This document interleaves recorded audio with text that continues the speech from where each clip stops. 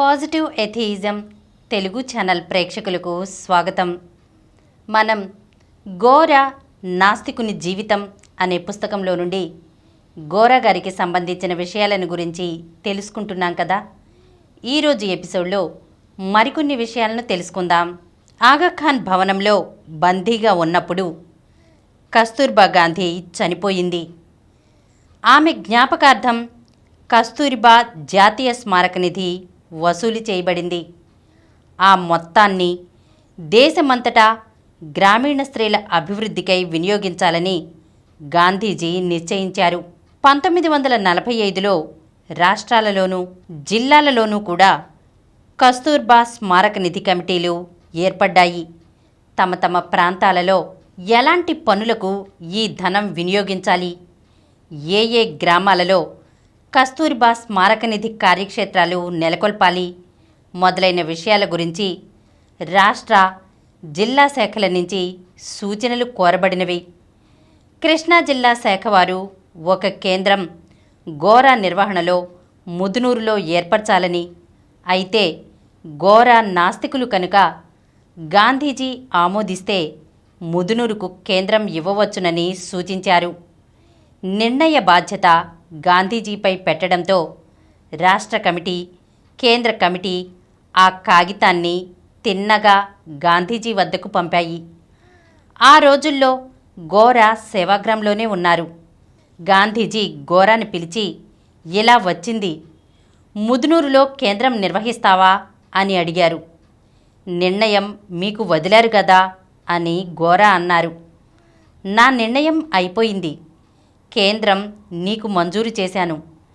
2 రోజులలో పనిచేసే పద్ధతి గురించి ఒక నోట్ రాసి ఇవ్వు అన్నారు గాంధీజీ. గోరాకి ఆశ్చర్యం వేసింది.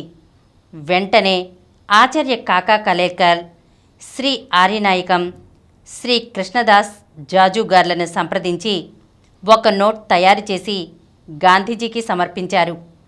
గాంధీజీ దానిని ఆమోదించారు. కార్యకర్తలను ఎలాంటి వారిని ఎంచుకోవాలి అనే విషయమై గోరా గాంధీజీ సలహాను కోరారు. అప్పుడు గాంధీజీ 3 అర్హతలు చెప్పారు. 1. 40 సంవత్సరాల వయసు దాటిన స్త్రీలై ఉండాలి. 2. వారు చదువుకున్నవారు కారాదు. 3. హరిజనవాడలకు వెళ్ళి వారితో కలిసిమెలిసి ఉంటూ భోజనం చేయాలి. గాంధీజీ ఈ అర్హతలు సూచించుటలో ఎంతో దూరదృష్టిని చూపారు. వయసు ఉంటేనే గాని అనుభవం ఉండదు. చదువుకున్న వారైతే సాధారణంగా గ్రామీణ పరిస్థితుల్లో పనిచేయుటకు అసహ్యించుకుంటారు. అంతేకాక గ్రామీణ మహిళలతో అలాంటి వారు చనువుగా ఉండలేరు. ఇక గ్రామాలు సాంఘికంగా అభివృద్ధి చెందాలంటే గ్రామీణ స్త్రీలలో అంటరానితనం తొలగించుటకు తీవ్ర కృషి జరగాలి. గాంధీజీ సూచించిన అర్హతలు గల శ్రీమతి పిల్లలమర్రి అనంతలక్ష్మిని, శ్రీమతి సింగరాజు శకుంతలమ్మని కార్యకర్తలుగా గోరా ఎన్నుకున్నారు. 1945లోనే ముదునూరులో కస్తూరిబా స్మారక నిధి కేంద్రం ప్రారంభించబడింది. భారతదేశం మొత్తం మీద అదే మొదటి కస్తూర్బా కేంద్రం. అప్పటికి ఇంకా కస్తూర్బా జాతీయ స్మారక నిధి కార్యకర్తల శిక్షణా కేంద్రాలు కూడా స్థాపింపబడలేదు. ముదునూరు కేంద్రం గాంధీజీ కేంద్రమని, అనంతలక్ష్మి, శకుంతలమ్మ గాంధీజీ వర్కర్లని ఆనాడు ప్రసిద్ధి చెందారు. అనంతలక్ష్మి, శకుంతలమ్మలు తమ పని ద్వారా గాంధీ, గోరాల ఆశలను పూర్తిగా సఫలం చేశారు. 1940 రాంఘర్ కాంగ్రెస్ మహాసభలో మౌలానా అబ్దుల్ కలాం ఆజాద్ అధ్యక్షులుగా ఎన్నుకోబడ్డారు. తర్వాత పోరాట సమయమంతా ఆయనే కాంగ్రెస్కు అధ్యక్షులుగా ఉన్నారు. వరుసగా 6 సంవత్సరాలు ఆజాద్ అధ్యక్షులుగా ఉన్న తర్వాత 1946లో జవహర్లాల్ నెహ్రూ కాంగ్రెస్ అధ్యక్షులుగా ఎన్నుకోబడ్డారు. అప్పుడు మృదులా సారాభాయ్, బివి కేస్కర్ కాంగ్రెస్ కార్యదర్శులుగా నియమింపబడ్డారు. పోరాటాల అనంతరం కాంగ్రెస్ కొంత దెబ్బతింది. తిరిగి దానిని సంఘటితపరచవలసిన అవసరం వచ్చింది. అందుకు గోరా ఒక ఆర్గనైజర్గా తీసుకోబడినారంటే ఆశ్చర్యం ఏముంది? మొదట నెహ్రూ అధ్యక్షులుగా ఉన్నప్పుడు, ఆ తర్వాత 1946 చివర ఆచార్య కృపలాని అధ్యక్షులుగా ఎన్నికైన తర్వాత కూడా గోరా అఖిల భారత కాంగ్రెస్ ఆర్గనైజర్గా అలహాబాద్, ఢిల్లీలలో పనిచేశారు.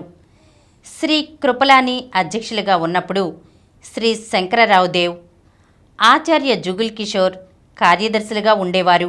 అఖిల భారత కాంగ్రెస్ ఆర్గనైజర్గా ఢిల్లీ ప్రాంతీయ కాంగ్రెస్ను సుసంఘటితం చేసే పనిని గోరా తీసుకున్నారు. అప్పుడు ఢిల్లీ ప్రాంతీయ కాంగ్రెస్ సంఘం క్రింద ఉన్న ప్రదేశమంతా గోరా సైకిల్ మీద పర్యటించి దాదాపు అందరు సామాన్య కార్యకర్తలను కూడా వ్యక్తిగతంగా కలుసుకుని కాంగ్రెస్ సంస్థను గట్టిపరిచారు. ఈరోజు మనం గోరా గారికి సంబంధించిన కొన్ని విషయాలను గురించి తెలుసుకున్నాం కదా. వచ్చే ఎపిసోడ్లో మరికొన్ని విషయాలతో కలుద్దాం. ఈ కార్యక్రమం మీకు ఎంతో నచ్చింది కదా. ఇటువంటి మరిన్ని వీడియోల కోసం అనతి కాలంలోనే 20 కోట్ల వ్యూస్ సాధించిన సమరం ఛానల్ సమర్పించు పాజిటివ్ ఎథియిజం తెలుగు ఛానల్కు సబ్స్క్రైబ్ చేయండి, లైక్ చేయండి, మీ ఫ్రెండ్స్కి షేర్ చేయండి. అలాగే ప్రక్కనున్న గంట సింబల్ని ప్రెస్ చేయడం మర్చిపోకండి. Please download Samaram Channels app from Google Play Store and watch your favorite channels. Click the bell icon and subscribe to the channels.